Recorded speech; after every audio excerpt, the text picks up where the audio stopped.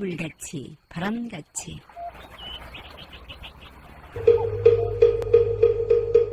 이 세상의 모든 분들이 다 부처님처럼 깨달음을 얻게 하시어 늘 평안하고 행복하게 하소서.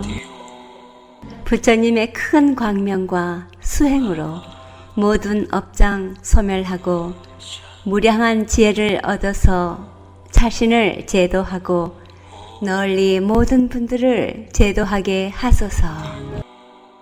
이 세상 다하는 날까지 바르고 선한 일 행하여 부처님의 큰 은혜에 보답하오며 끝내 일체의 뜻을 이루어 온 세상 행복한 정토 세계를 이루게 하소서.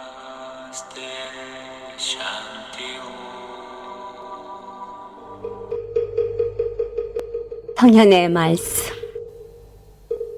사랑은 남에게 주었을 때 그 아름다운 꽃이 활짝 열린다. 사랑으로 해결되지 않는 문제란 없다.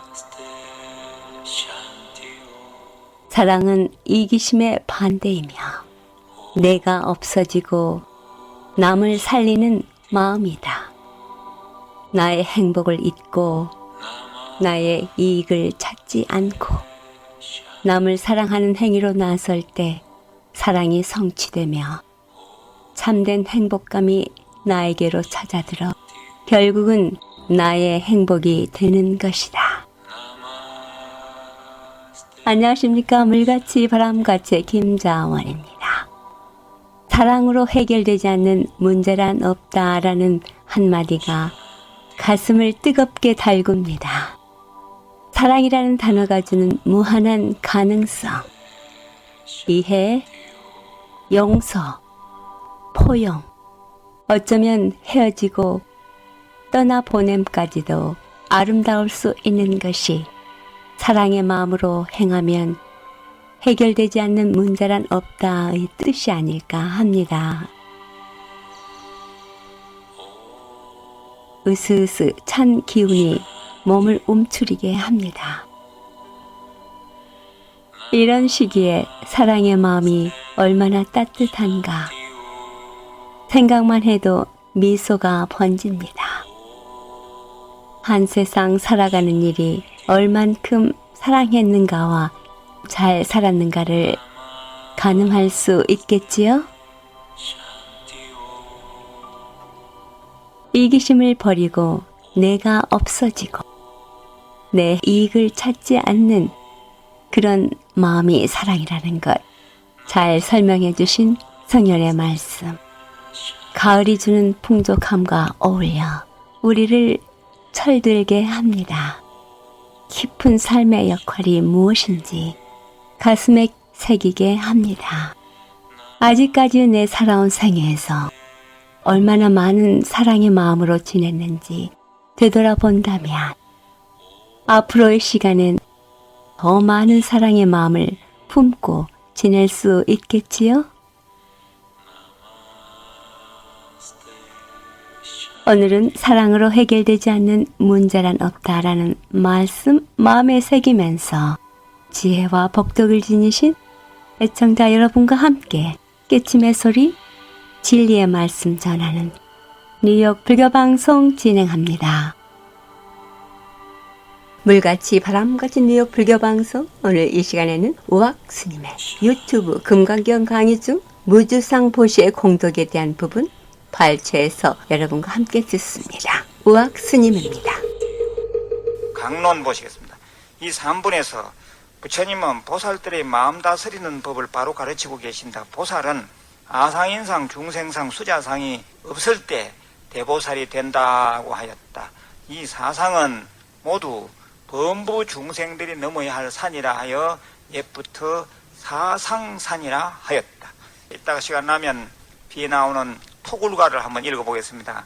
중생은 음력에 끄달려 사상을 지니지만 보살은 원력을 세움으로 사상이 있는 줄조차 모른다.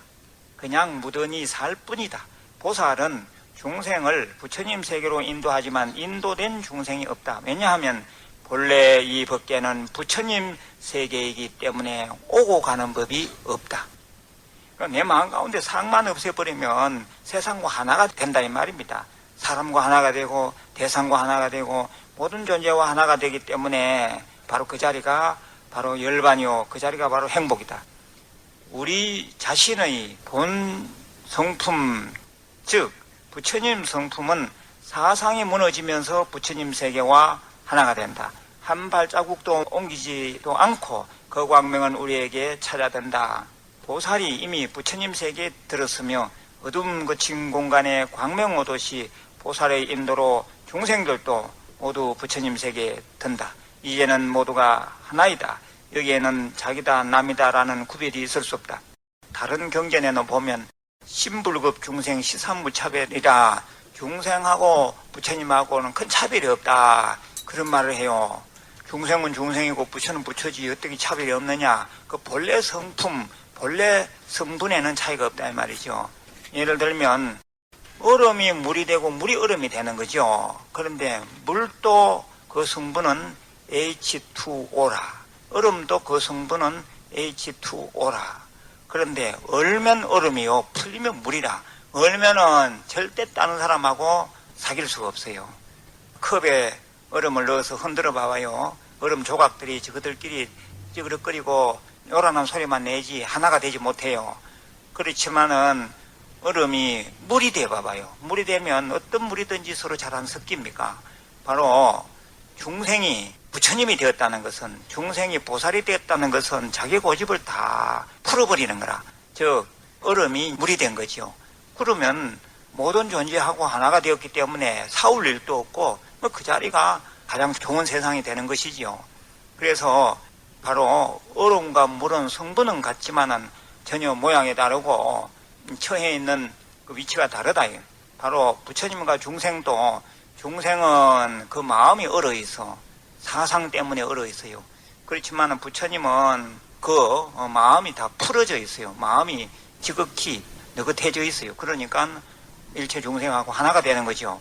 그러한 것이 바로 부처와 중생의 차이점이고, 그 비유해서 물과 얼음은 그런 차이점이 있다는 겁니다. 그 다시 한번 봐봐요. 이제는 모두가 하나이다. 여기에는 자기다 남이다라는 구별이 있을 수 없다. 그랬네 그요. 이 마음을 다스리는 법은 요즘 현대인들에게 꼭 필요하다. 노이로제 등 신경성병은 사상산이 험준한 까닭이다. 사상을 산에 비유했어요. 산. 그러니까 아상인상, 중생상, 수자상이 높으면 높을수록, 상이 높은 사람일수록 사는 것이 힘들고 자기도 괴롭지만 남도 괴롭다 이 말입니다. 가정에 있어서도 남자가 너무 고집을 피우고 여자가 또 지식대로 너무 고집을 피우고 대화가 안 통하고 지 주장만 한다고 생각해봐요. 그 가정이 뭐 편하겠냐 이거죠.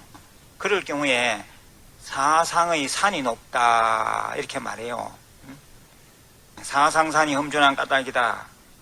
그러면은 아상인상, 중생상, 수자상 등 사상이 높으면 어떻게 되는 건가? 병이 생겨. 내과의 모든 병, 암 등도 결국은 사상산이 높은 사람에게 있게 된다.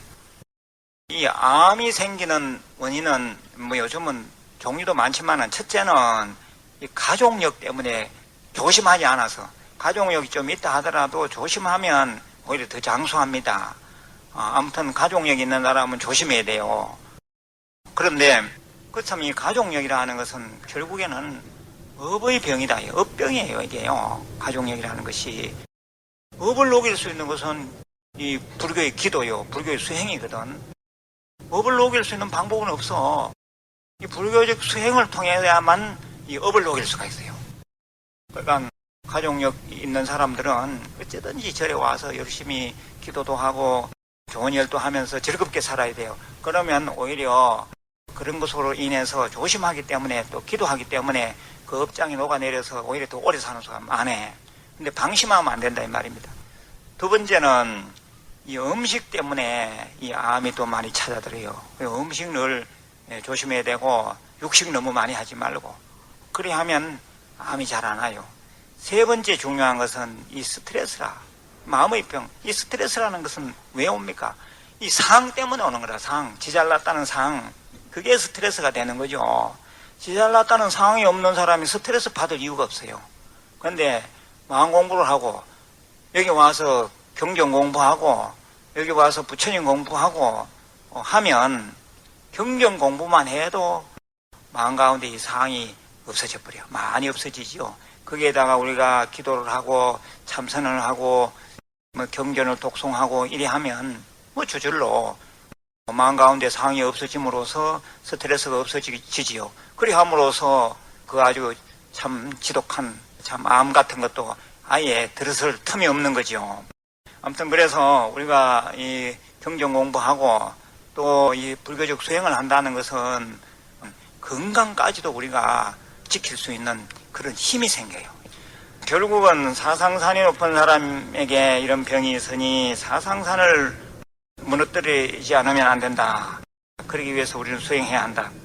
원각경에서도 사상을 제거하지 못하면 부처님 세계에 들 수 없다고 하지 않았는가. 원각경이라는 경에서도 이 사상에 대한 얘기를 하고 있습니다. 거기에 대해서 제가 밑에 토를 좀 더 단 겁니다. 개송 정천입지 비직안횡이라. 머리를 하늘로 하고 땅 위에 서니 코는 곱고 눈은 옆으로 있게 되네. 이거는 무슨 뜻입니까? 정천입지 비직안횡이라. 머리를 하늘로 하고 땅 위에 서니 코는 곱고 눈은 옆으로 있게 되네.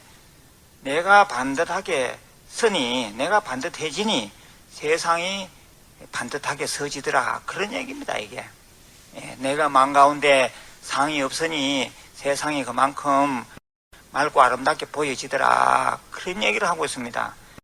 한번 읽어보겠습니다. 머리를 하늘로 하고 땅 위에 서니 코는 곱고 눈은 옆으로 있게 되네. 야보야부라는 스님이라 했어요. 아까 말씀드렸던 그 토굴가를 한번 찾아서 읽어보겠습니다. 스님들이 토굴에 있을 때 가끔 읽는 그런 노래입니다. 청산님 깊은 고래 일간 토굴 지어놓고 송문을 방개하고 습경에 배회하니 녹양춘 3월 하에 춘풍이 건더 불어 정전에 백종화는 처처에 피었는데 풍경도 좋거니와 불색이 더욱 좋다. 그 중에 무슨 일이 세상에 최기한고. 욕정이 단박하니 이나 사상 쓸데없고 사상산이 없는 곳에 법성산이 높고 높아. 거기에 봐봐요. 인나 사상이라. 아상인상 중생상 수자상을 뭉쳐서 인나 사상이라 이렇게 말해요. 다시 읽어보겠습니다.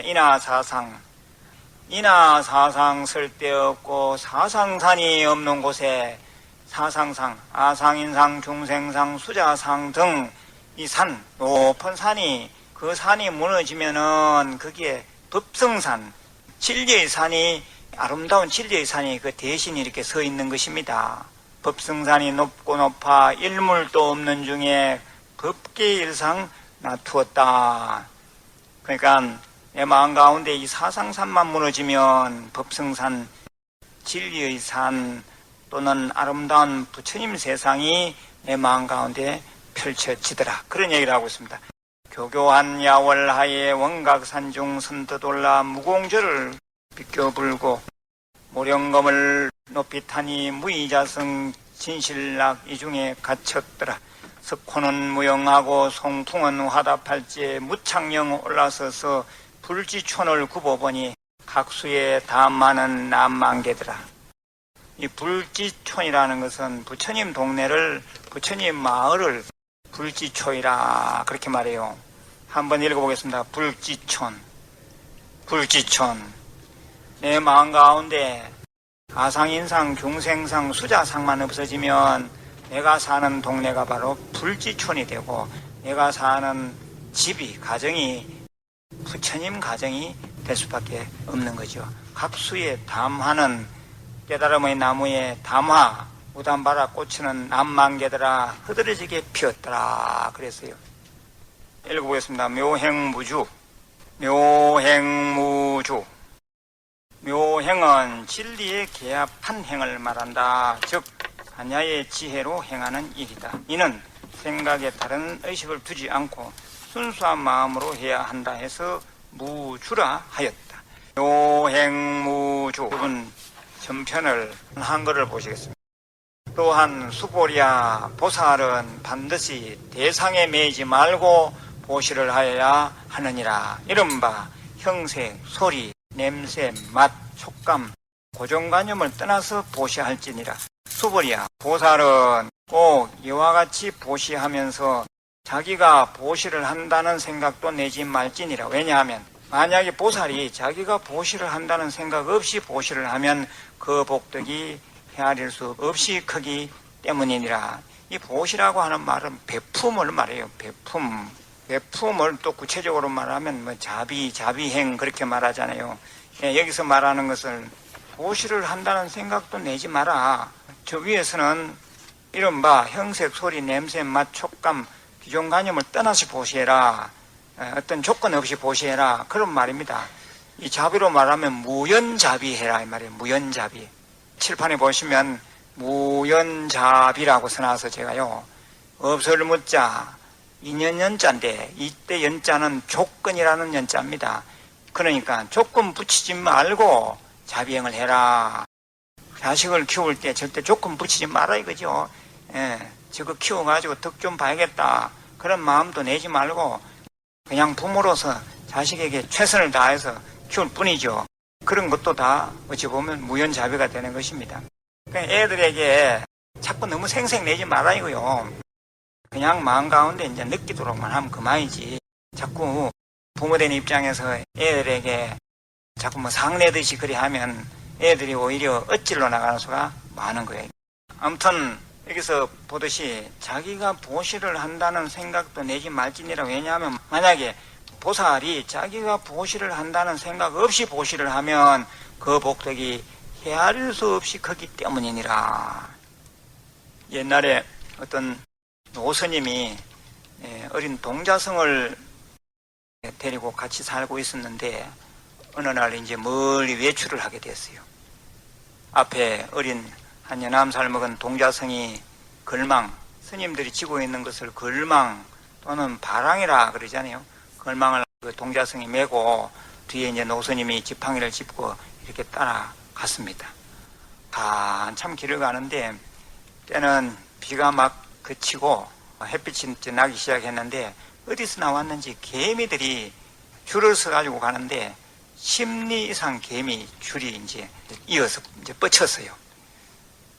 근데 앞에 가던 이 삼위성 동자성이 어디서 배웠는지 아니면 전생부터 공부를 해서 그랬던지 마음 가운데 자비심이 생겼어요. 나 저 개미들을 다 제도해야지. 저 개미들 다 제도하고 내 나중에 죽어야지. 이런 말을 그냥 아무 생각 없이 그냥 내뱉었어요. 뒤 따라오던 노스님이 그 말을 듣고는 야, 세상에 저 어린 게 저런 마음을 다 갖다니. 나는 이 평생 늙을 때까지 이렇게 스님 생활을 해도 나는 저 개미까지 제도하겠다는 생각은 내가 못했는데 어찌 저놈이 저렇게 대견스러운 생각을 하느냐. 저놈은 분명히 보살이다. 그래서 보살에게 내 바랑을 지어서는 안 되지. 그래가지고는 동자야, 여스님, 그래 그 바랑을 나를 다오. 그래 이제 큰 스님 달라니까 알겠습니다 하고 이제 바랑을 줬어요. 그래 노스님이 허리는 굽은데 그 바랑을 메고 지팡이 짚으면서 이제 따라갔어요. 근데 여름철에 이 시골에 살아보면 저 어디서 그 개미가 나오는지 10리 아니라 20리, 30리까지도 이 줄이 뻗쳐 있는 수도 있거든. 한 20리쯤 갔는데 입이 방정이라 앞에 동자성이 그냥 가만 가서면 됐을 낀데 또 한마디 해버렸어요. 아유 참 개미도 참 더럽게도 많네. 내가 저거 다 제도하려다가 내가 먼저 뒤지겠다 이래. 그래 뒤따라오던 노스님이 그러면 그렇지 이놈의 자석 니까 한 게 무슨 보살이 되겠노. 그래서 스님이 야 동자야, 스님 이 걸망에 잊어라. 그래가지고 그 어린 게 걸망지고 땀 뻘뻘 흘리면서 갔다 왔다는 거 아닙니까?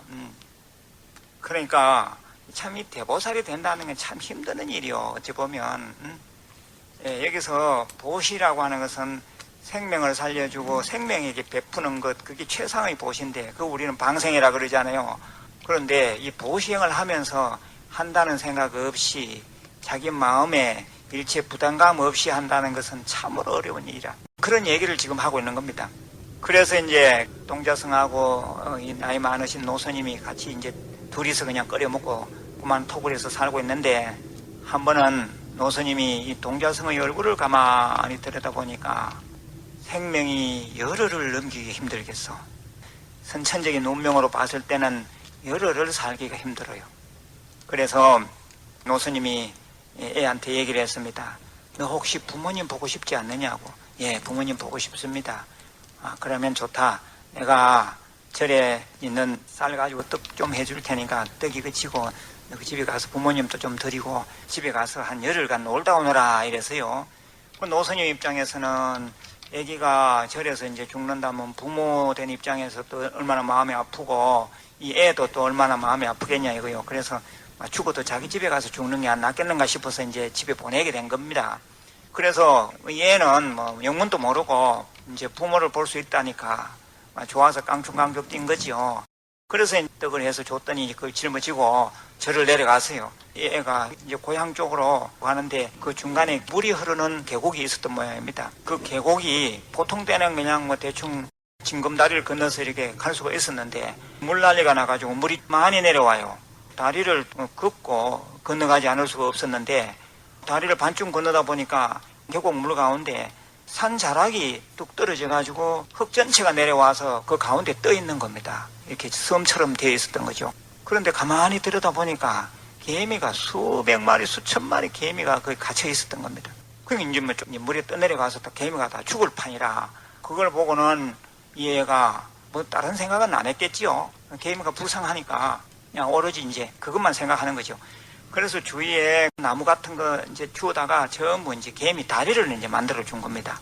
근데 그 개미 우두머리가 용하게 그 길을 찾아가지고 그 섬에서 빠져나오니까 개미들이 나무 다리를 타고 전부 다 나왔어요. 그걸 나오는 걸 보고는 얘는 아이 됐다 하면서 이제 자기 집에 가게 된 겁니다. 점으로서 자기 집에 들어갔겠죠. 그래서 자기 집에 가서는 이제 열흘간 실컷 놀다가 자기 절로 이제 돌아와요. 절에 있는 노스님은 분명히 그 애가 죽었다는 부고장이 올 것이다 라고 해서 부고장 가지고 오는 사람을 기다렸는데 저 밑에서 큰 스님을 부르면서 올라오고 있는 거예요.